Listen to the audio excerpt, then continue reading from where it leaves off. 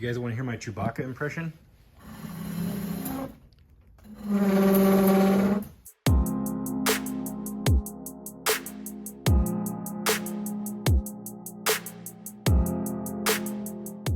So these are two pieces that dried overnight. You can see there's a lot of rough texture on this wall, and that's actually fine. It's not a big deal. I probably sand this down a little bit. Some of these sections got a little too thick, and some of them didn't. This one turned out a little bit better. This one got a little bit smoother, but we're still going to knock off a lot of these like sort of chunks, like right here. You know, we don't want that there, but I'm just going to go over this with a loose piece of sandpaper and maybe also one of my sanding blocks, just knock off a bunch of stuff, and should smooth it out. And these will be ready for at least base coating.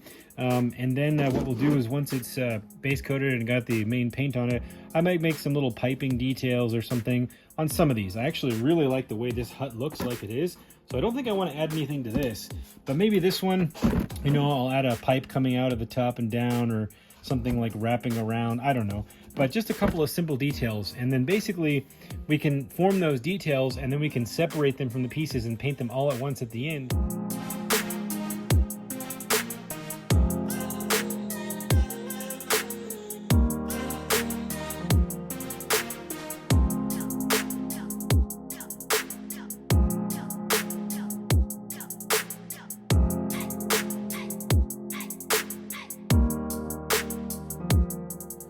Okay, so I basically knocked down a lot of the really large macro things, except for a little couple spots over here. I don't think I sanded that part.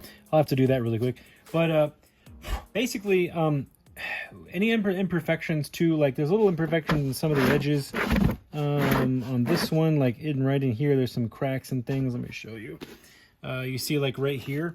I'm going to see how much the paint covers up some of these crimes, because the paint actually is going to add another layer of thickness, and I'm going to do multiple layers. So some of these little tiny things might get covered up by the paint and not really be a big deal, and I may not have to come back in and fill some of this. So where there's little splits or things like this, or little areas where there's cardboard showing through, and even on the bottom where there's dents like this is going to be buried in sand. Like it's going to have sand pushed up to its edge. So I'm not really worried about these little imperfections right here at the bottom. If they go farther up, then I want to correct them. But these are intended to be buried in sand with sand pushed up against the edges. So it's not going to be too big of a deal. And let me just do this with the sound really quick. You see my sandpaper is wearing down really fast. It's because sandpaper has basically silica sand glued to it.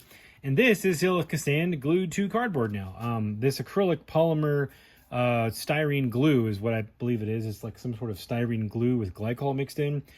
And it's a silica sand. So you're basically sanding silica sand with silica sand when you take this off. And it doesn't really create a fine dust. It just creates a fine sand. And that's why you can see me scraping it off in the time lapse, because it's not something that you really have to worry much about breathing unless you're really close to it. But it's basically just crystalline sand in very fine particles coming off. So let me just show you.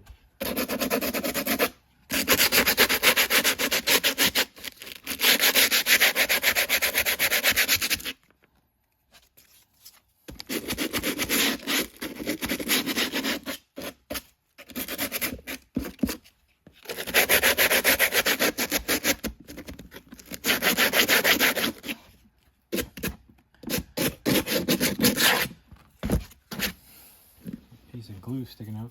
Okay, so basically that's what I'm talking about. See that's what I sanded off with my sandpaper, and it wears down the sandpaper really quick because it's just as hard as the sandpaper, but it's enough to get it smoothed out and knocked down. So this you can just scrape off. I just scrape it off onto my floor. I have a concrete floor. Sweep it up later, vacuum it up. You know, it's no big deal for the setup that I have.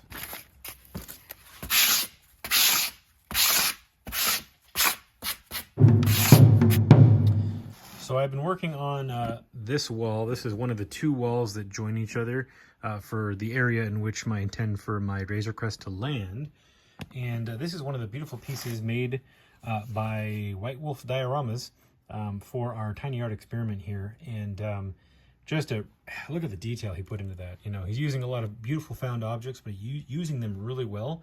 And I love the color scheme. So I basically built this frame for this piece to go into and become a main feature of this wall here. And so my thinking was it was some type of like, I don't know, power coupling or fueling station or something like that that could be tapped into. And I could have some like hoses and stuff set up so that our photographers who are going to be photographing this, obviously, can run like hoses from here to the Razorcrest, and I can have like wires balled up down here, stuff like that, and I'll have wires running up and around just to make it look like it's you know, functionally part of the environment. And just beautiful, beautiful job.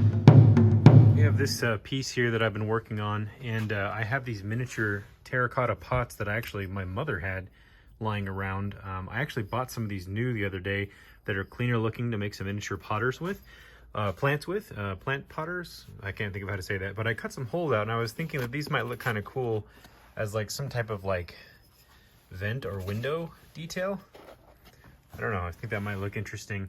And I wanted to find a way to incorporate this really awesome door that Concrete Bubble made.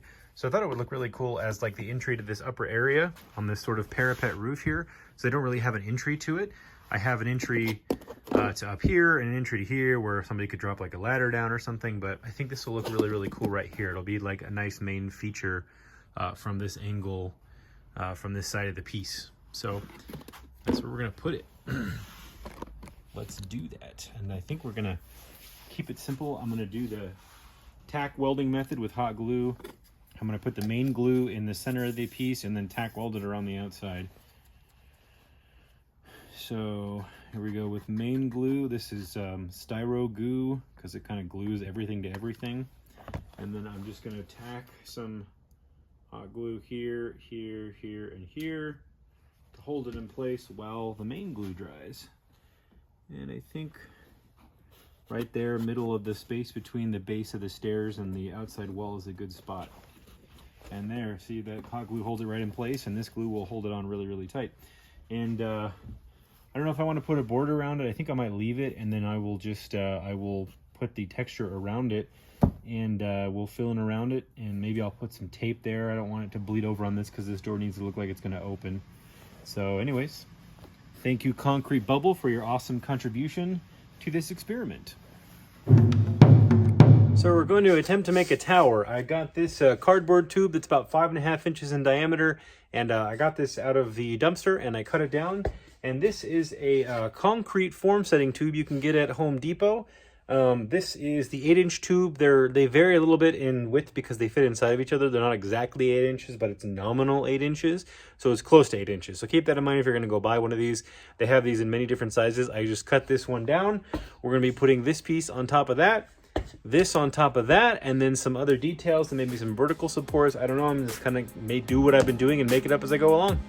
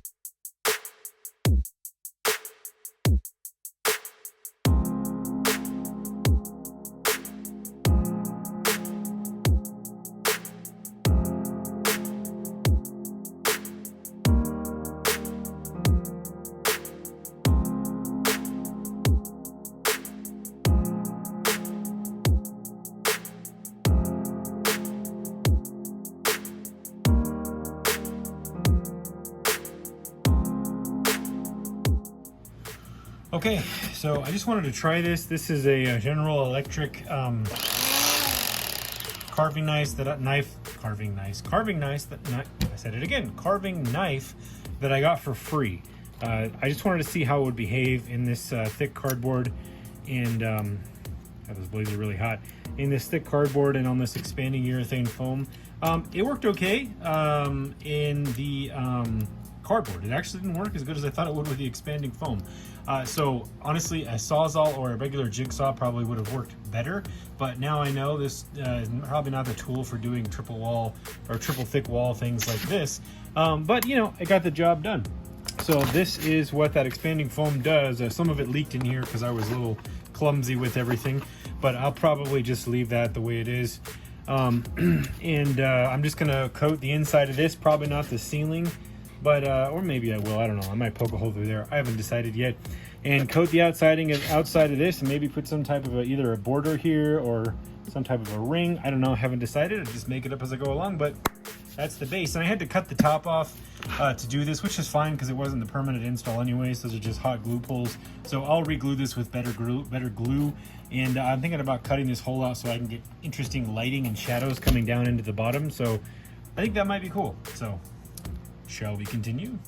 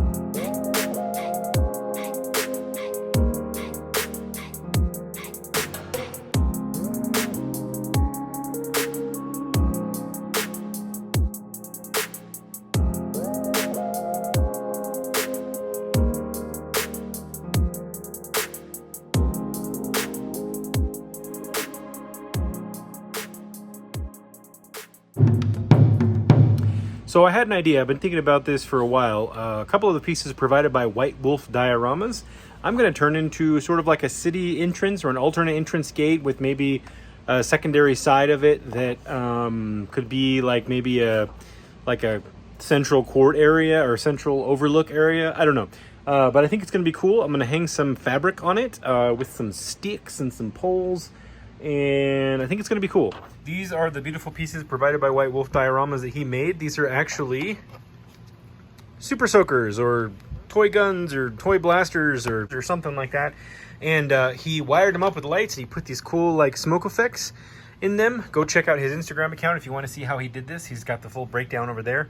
They actually light up too. There's the switch and there's the battery, so I have to leave access to get to the batteries. I think I have a way I can just have a removable piece to get to it. I see like a gate shape here, so I'm not sure how wide I want to go, but sort of like a circular half circle gate here with some pillars and a rounded roof with some flag hanging down. I haven't decided yet, but I'll figure it out. We'll figure it out. Let's do it.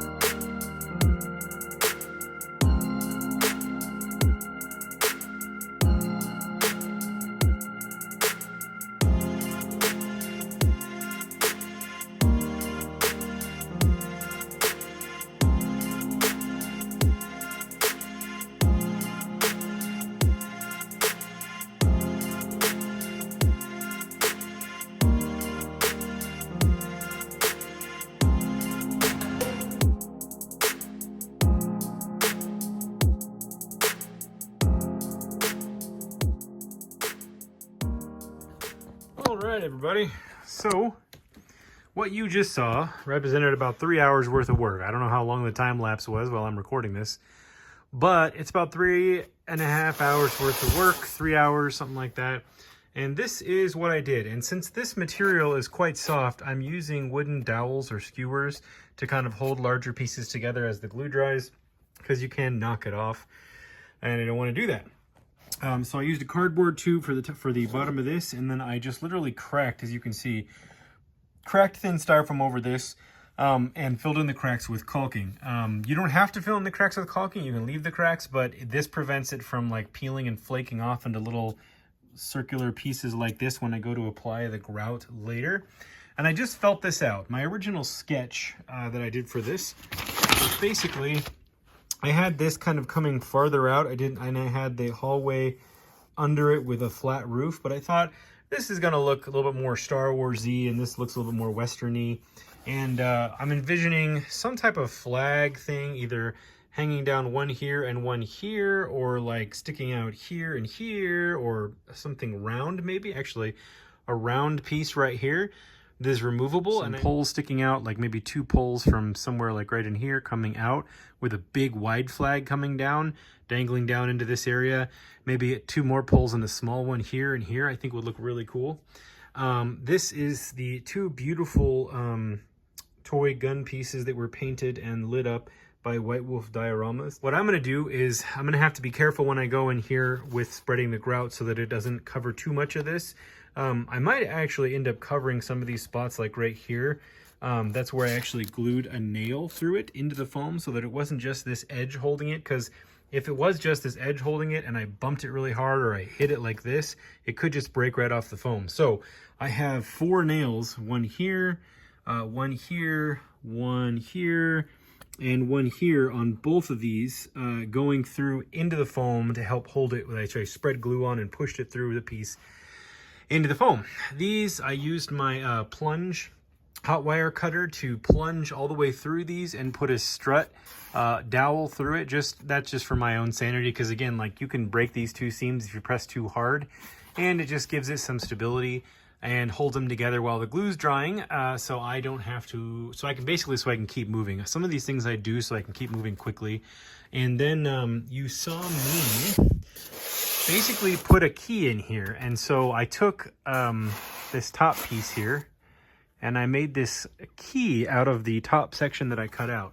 So I cut this out so that you could access, let me see if I can get the camera in here, right there, squeaky squeaky. And so this is basically, so if I need to get in here and change the battery, I can do that. And I've got one on each side. It's hard to reach, but I can get in there with some pliers or tweezers if I have to, get that battery out.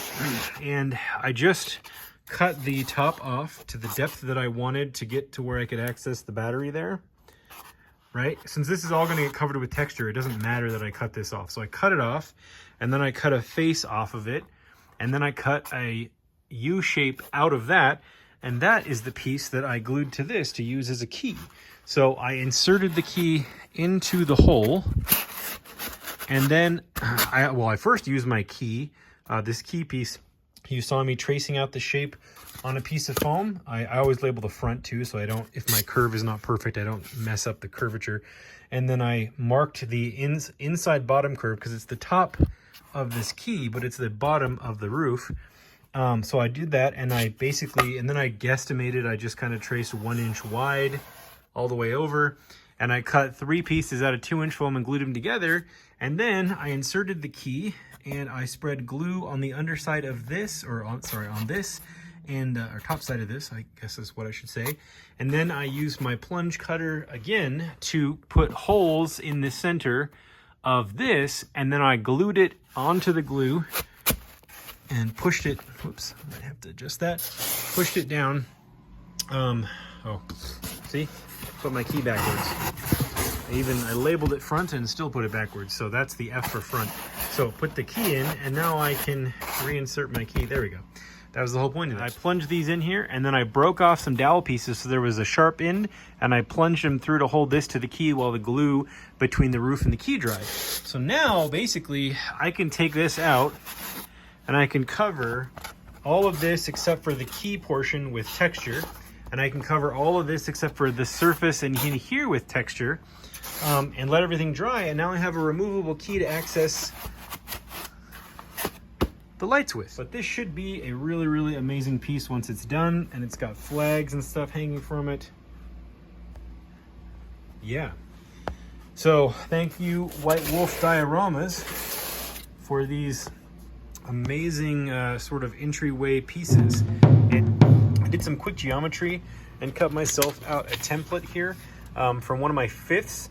This is for the top of this tower. I'm going to divide the top, this is now upside down, into 5 sections and hang some fabric between the sections. I got this Waverly cheap fat quarter here for like 97 cents at Walmart. It's just like an orange fabric. I might dip it in some black wash and some Mod Podge so it will harden and hold its shape. But I'm going to let these dry before I do my texturing here in between everything. And I'm going to run wire from here to here to here to here and around, and dip this fabric so we can get sort of a cool awning hanging around the top. I'm also going to do an awning right here, and I think I might do a magnetic connection so it can be removed or not. I don't know, I haven't decided yet, but we'll see how I feel. You know me, I just make it up as I go along.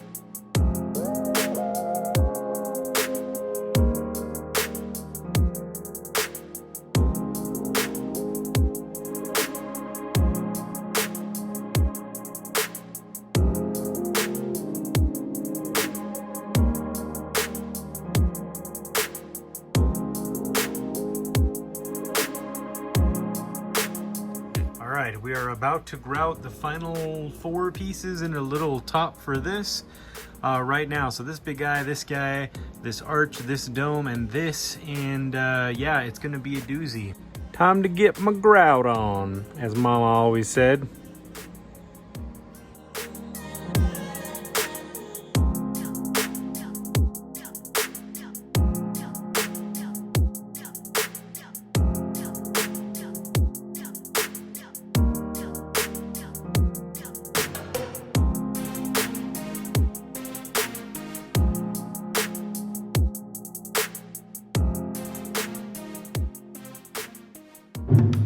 Just found out while I was filming my next Diorama supply shopping video for this project, they make sandpaper in purple now. Purple is incidentally my favorite color. I like 80 grit sandpaper for a lot of the stuff I do. It seems to be a good fit. Also 120 for most of these sort of, I call it macro sanding or larger sanding things I need to do.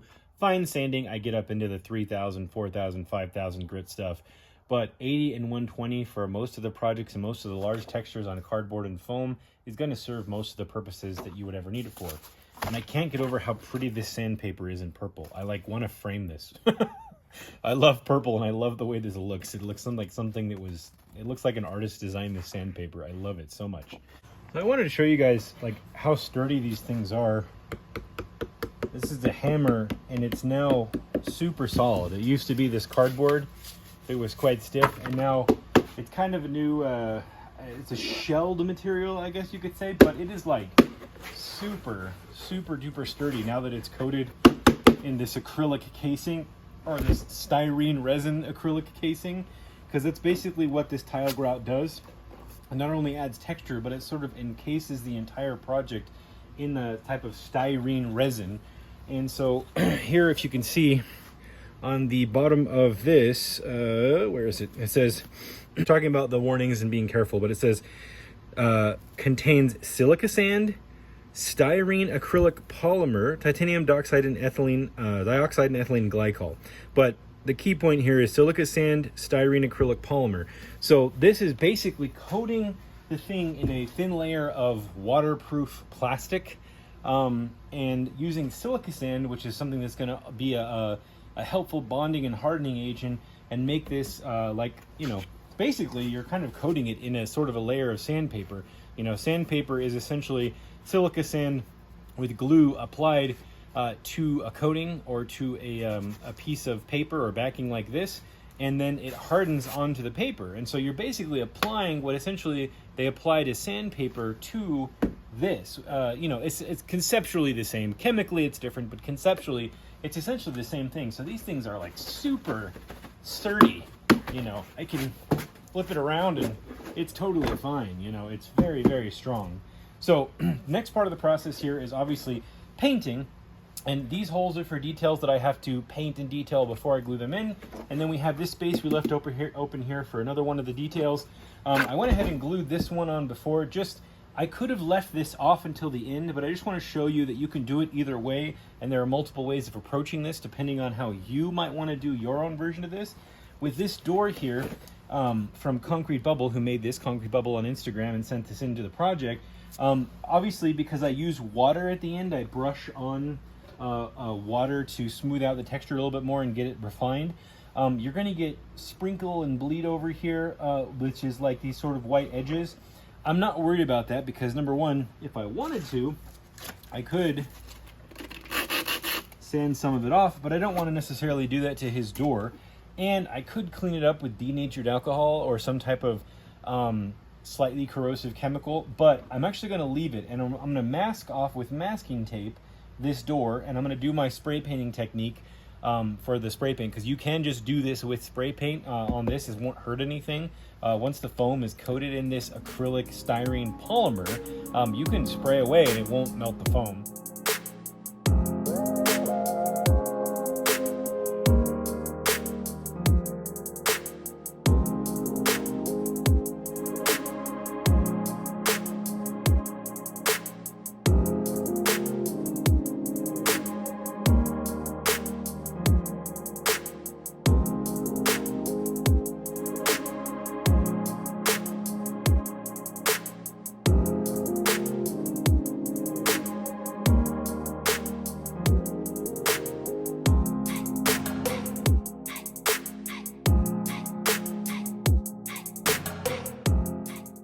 Okay, so I am not at all concerned with a little bit of bleed over where I have this tape. So this tape wasn't sticking very well. This is a very light duty tape. It's meant to give you fine lines.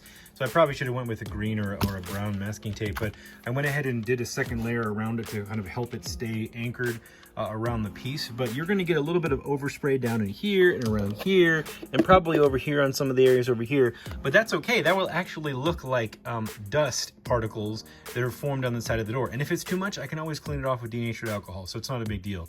But basically, do your best, and honestly, having little places where overspray might come through or around the tape, as long as it's just a little bit, might actually add to the effect of the piece. So just don't freak out if it's not laser perfect. This is just how you can deal with masking off with masking tape. Pieces you already glued on when you go to paint it, all right? So you can also keep them off, which I did with these other pieces, because it is easier. But if you do need to do this, because sometimes you get into a project where there's a reason to glue them on first, and so I just wanted to show an example of this and how you can still protect the piece that you glued on if you finished painting it, or you can glue them all on, paint the whole thing, and come back and paint the details while it's glued onto the piece. Like if this had been, you know, painted solid gray or a matte black or something, paint the whole piece, then it turns out the same color as the wall, then I just come back in and paint it and mask around it and paint it off later, you know. So there's multiple ways of approaching the layers of the piece.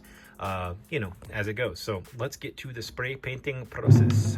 So I'm doing a 3-stage spray paint process on this for the base layer of paint. We're going to come back later and add in small details like little bits of weathering, darkening in the corners, some streaks of grease or oil, things like that later to add a little bit more interest to the piece. But the basic paint that I'm using is these 3 colors of Rust-Oleum. So this is Nutmeg Satin. This is for the first layer of like shadows on low lights pass. And then the main color is this French beige that I'm going to spray lightly and evenly across the whole piece. And then, and I'm going to do this laterally. So this is to fill in like gaps and edges where natural shadows and things would occur on a piece. This is going to be done laterally, like back and forth and across the whole top of the piece. And then I'm going to come in, and this is just going to be sprayed from a vertical perspective. This is the sort of sun staining and bleaching that would occur on a piece like this naturally in the real world. And this is heirloom white. And so I'm going to be spraying this downward across the piece to let the particles of paint sort of settle naturally from a vertical standpoint to look like, you know, if the sun was traveling across the sky, what are all the parts that would hit the most and bleach, you know? And so these are the 3 basic colors, and I always try to go with 3 tones when I'm doing something or more. So at least 3, so you've got your low lights, your highlights, your main color, and then you can come in if you want secondary in-betweens or darkers for lower lights or shadows or highlights for even brighter, which I might do, because once I get this whole piece painted, I'm gonna take it out and do a test some test shots with it out in the actual Nevada desert as a backdrop and see what it looks like in natural lighting and in natural sand with these colors, because I haven't done that test completely yet. I've done it outside and just holding things up in the light and it looks good, but out on the sand with the Razorcrest next to it, it might need some adjusting. And so I'll be doing that. And so we may be coming back and doing maybe more of this or more of this, or doing a different type of highlight color or something like that. So just keep that in mind. You'll see, it's, like I said, it's a very fluid process for me. I pick things that make sense and then I adjust as necessary. I seem to get the best results. That's the way my personality and my brain works. So yeah. All right, dudes and dudettes, here we go with the Nutmeg Satin here from Rust-Oleum. Make sure we rattle that can up really good. And I'm going to show you the whole process here. I'm not going to time lapse this. I'm just going to show you because sometimes people don't believe I'm using spray paint.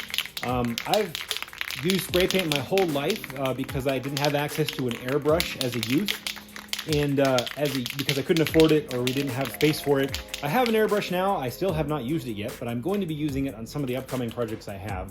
I have messed with them before with friends and on art projects and things I did at other times in my life, but I've never owned one. And all of the projects you've seen on my Instagram up to this point and to now, I've never used an airbrush. So just keep, well, technically that's a lie. There's one thing I tried an airbrush on like 7 years ago. It was a concrete floor. I didn't like it. I ended up painting over it. So, because I was using a cheap airbrush and the wrong paint. So I've never used an airbrush except for that one time I tried to do it like 7 years ago and didn't end up going with the result. So I've always found ways of using, I've always found ways of using spray paint and using brush on paint to simulate a lot of effects, and I've been very successful with it. So you'll see here how we're going to achieve some of those effects by naturally using three different tones of paint and applying them to certain areas to get certain effects and not freaking out about, you know, being obsessive compulsive about it.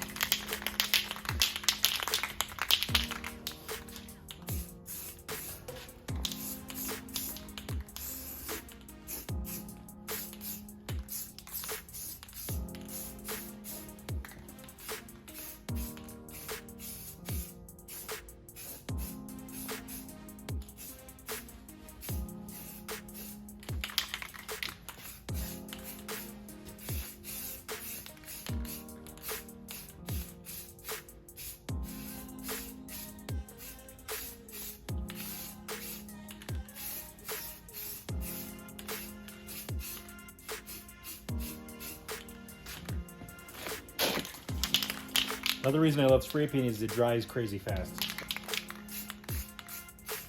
And I like to work fast, paint fast and dry hard. And never forget, flat paint dries fast.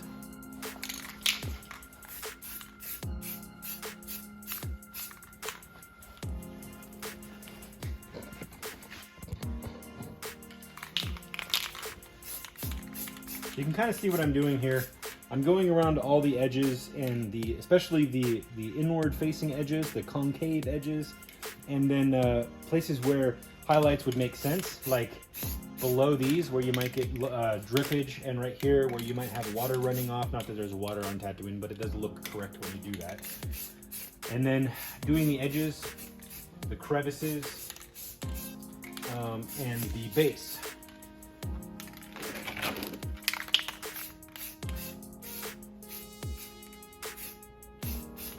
And you got to turn the whole piece, make sure you get every angle that makes sense to you. This is a big area, open area in my shop. I have good ventilation here, so I'm not wearing a mask at the moment, so you can hear me talk. When I do like 7 pieces at once, I'll have my fan on and probably this door open and have my mask on. But right now, it's okay. We're in a very well ventilated open area. I'm not worried about it. But if you are doing this, make sure you wear a mask. Unless you have the type of conditions that I'm in right now, then, at your own risk.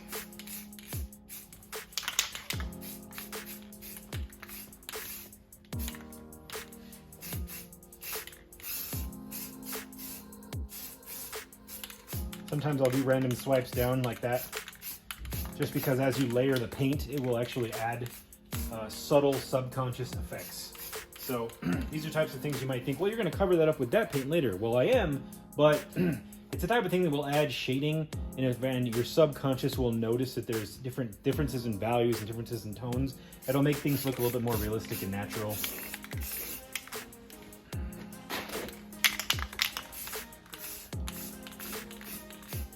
And these are all little things I've come up with using spray paint over the years, which might seem obvious when I say it out loud, but when you're new to it or you're trying to experiment, they're not as obvious, and you kind of figure it out as you go. So I'm just kind of sharing those things you would probably naturally figure out on your own if you were just kind of going for it. So it's not lost on me that some of these things might seem obvious once I say them, but for those of you who don't really use spray paint a lot or didn't realize you could, these are things to keep in mind when working on your piece.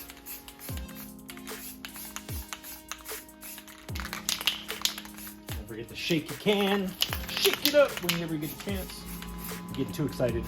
The shop fan just kicked on, sorry for the noise, but I gotta let that run. Gotta keep it a good temperature in here so this paint will cure.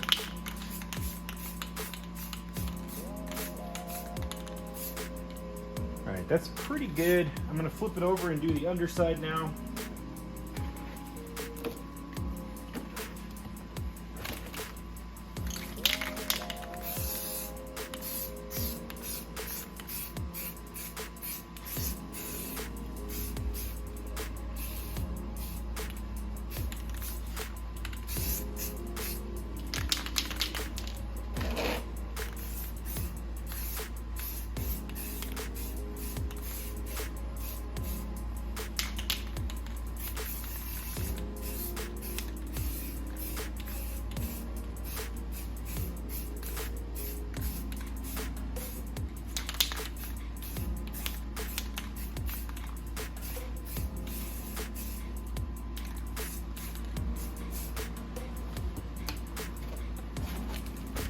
Okay.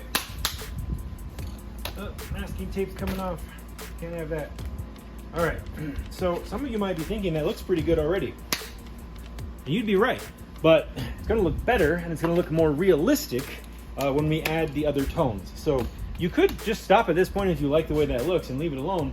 But for this project, we're trying to go for somewhat realistic set, or a realistic set that works with the toys that we have. We don't want to go hyper real, because then it might actually not look good with the toys. So we want things to pop in a good way, like we want the darks to pop, the lights to pop, maybe in a somewhat unnatural way, because it will look good with the toys that they're going to be shot with.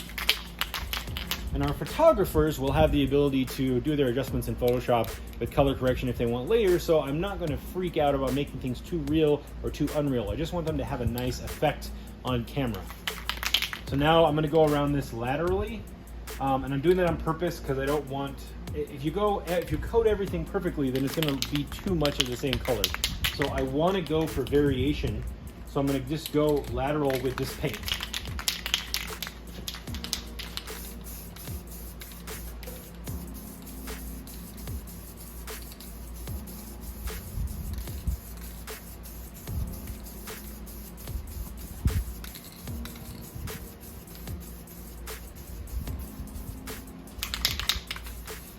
something, if you're new to spray paint, if you'll notice, I'm starting to spray while I'm past the wall, continuing it. When I'm stopped with my spray, I keep swiping and I lift my finger. That's so that I don't get a big blotch or a circle, because if I start pressing when I'm on the piece, I could get a big old circular spray that drips down. So I want to start off the piece and drag it across, and then it kind of acts like an airbrush.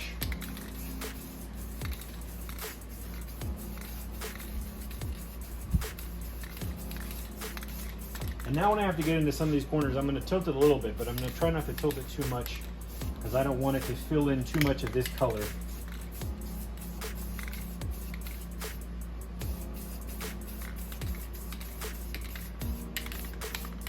Some of these I'm going to go vertical with it just because it's going to serve the purpose better. I don't want to, if I go laterally on this little tiny width here, I'm going to put too much paint in there, so I'm just going to go ahead and go vertical like that with it.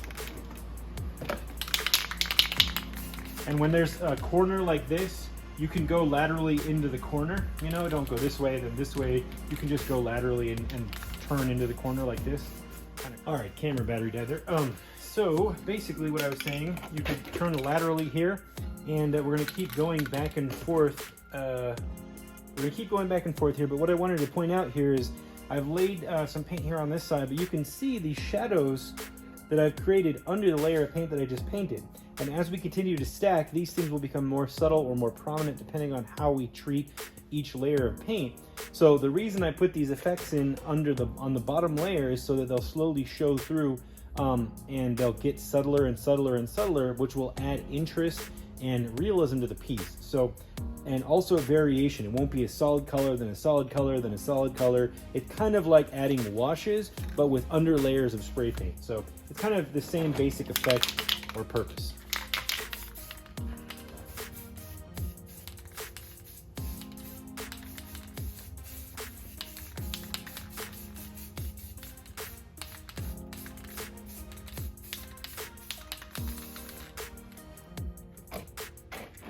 So you'll see that effect take place over here.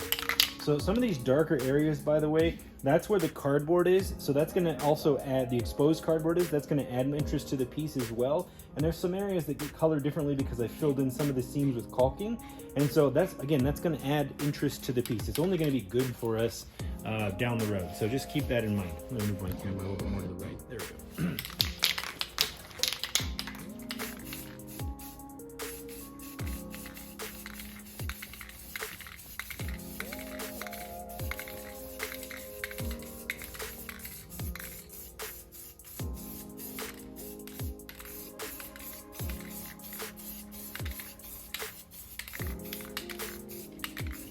See what's happening here?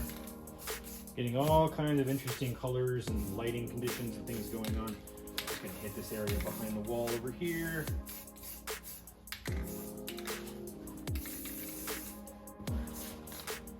Okay.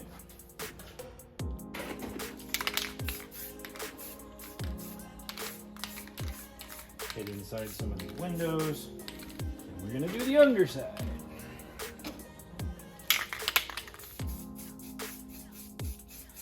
When I get into tight spaces like this, I just do shorter bursts so I don't accidentally pile up too much paint. Just something to keep in mind.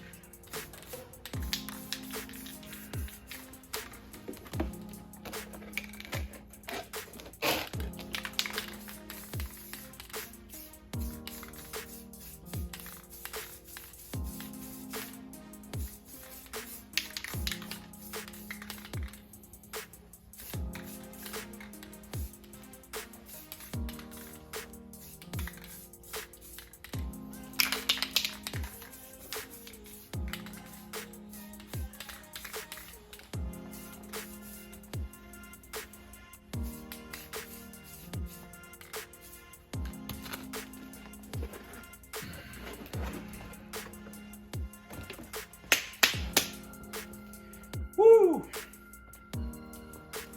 Now it's mask time. Paint's getting thick. Okay. Under the heirloom white. Again, we're going to go with a downward direction here.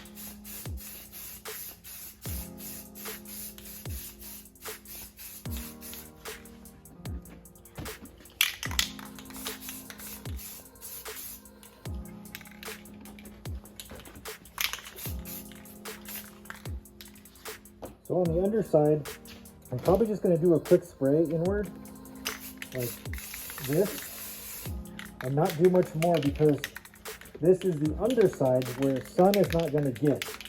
So you don't want to highlight the underside too much because then it won't look correct.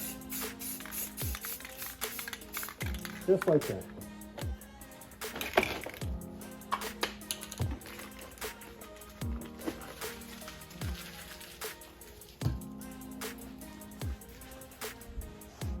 So here we go.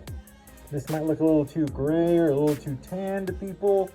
I'm not going to worry about it till I get it outside and in the sun. And then maybe we'll judge a book by its cover. But this is looking pretty good. I'm pretty happy with this so far. And you see how the white adds these highlights? Like sun bleached highlights? That's what we want.